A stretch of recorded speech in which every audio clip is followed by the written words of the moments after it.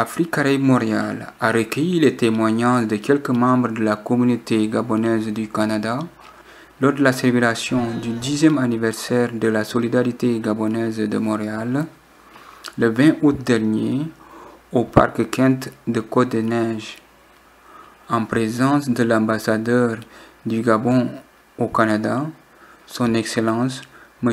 Sostène Ngokila. Présentement avec son Excellence, l'ambassadeur du Gabon, M. Soustango Kogila.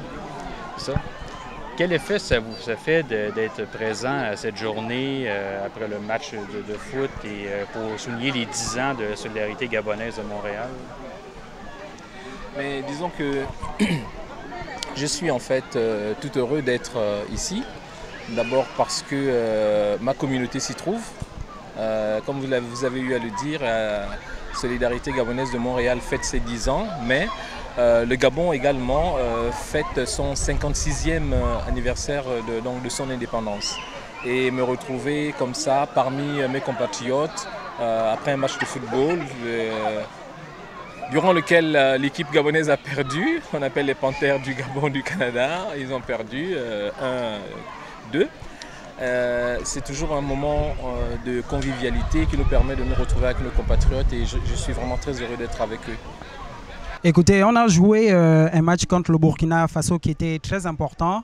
Malheureusement, on l'a perdu 2 buts contre 1. On a eu un penalty qu'on a raté malheureusement. Et il est important de rappeler à la diaspora et aux Gabonais de toujours venir supporter l'équipe du Gabon.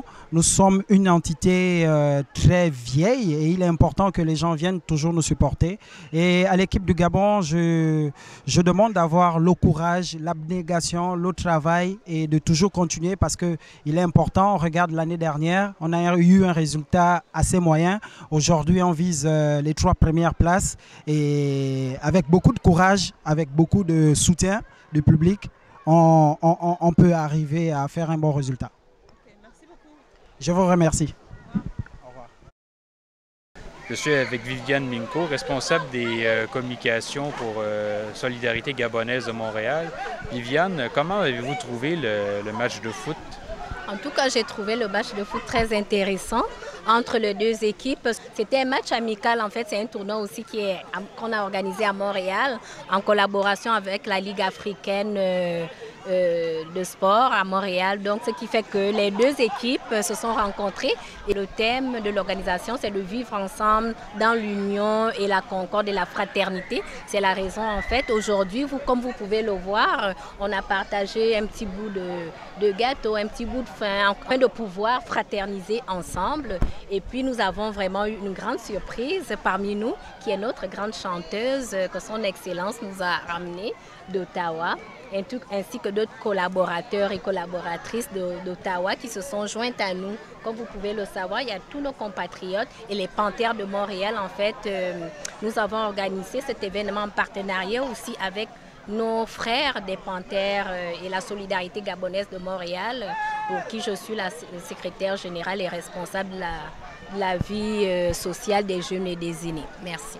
Le 17 août, évidemment, c'est l'accession, 17 août 1960, c'est l'accession à l'indépendance de notre pays. Et évidemment, on se veut chaque année, donc chaque 17 août, de chaque année en tout cas, de célébrer cet événement-là. Cette année en particulier, nous avons pensé, évidemment, je dis penser, mais je parle là des Gabonais, en tout cas du Canada, célébrer sur les 3 villes centrales du Canada, dont notamment Montréal, Québec et Ottawa. Donc nous avons célébré le mercredi 17 août à Ottawa, c'est la célébration protocolaire. Et aujourd'hui, à Montréal, comme vous pouvez constater, c'est un pique-nique de célébration également qui regroupe la communauté gabonaise de Montréal. Et évidemment, il est question avant tout de solidarité. Et ce que l'on met en avant, c'est l'esprit de solidarité.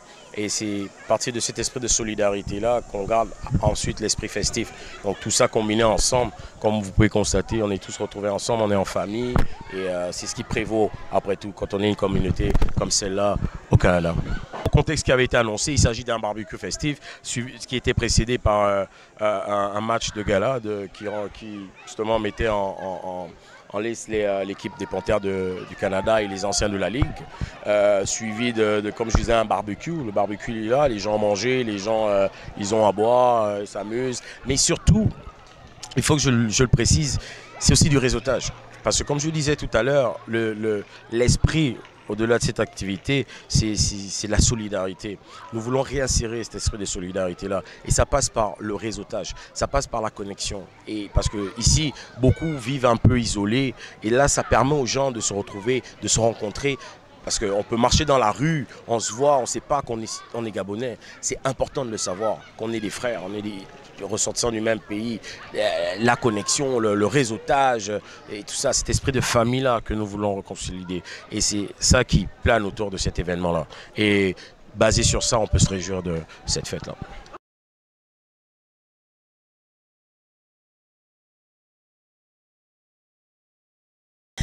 Bonjour, Massielema. Bonjour. Ça va bien? Je vais très très bien. Ok. Qu'est-ce que ça vous fait d'arriver au Canada? C'est la première fois déjà ou vous venez très souvent? Non, c'est la première fois. J'avoue que c'est très très chaud parce que le Canada est un pays accueillant. Les gens ils sont festifs, ils aiment les gens, ils abordent les gens de manière positive.